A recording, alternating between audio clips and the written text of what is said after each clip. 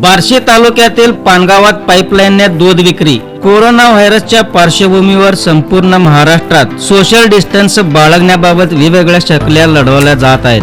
असाच एक वेगळा प्रयोग सोलापूर जिल्ह्यातील पानगाव येथील लक्ष्मण सुरवसे या दूध विक्रेत्यांनी केलाय।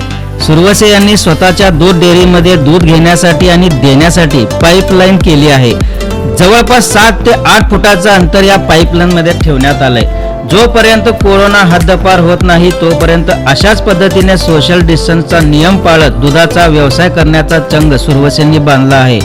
दरम्यान सुरवसेंनी राबवलेला हा अनोखा प्रयोग बघण्यासाठी तालुक्यातून आजूबाजूच्या लोकांची गर्दी होत आहे।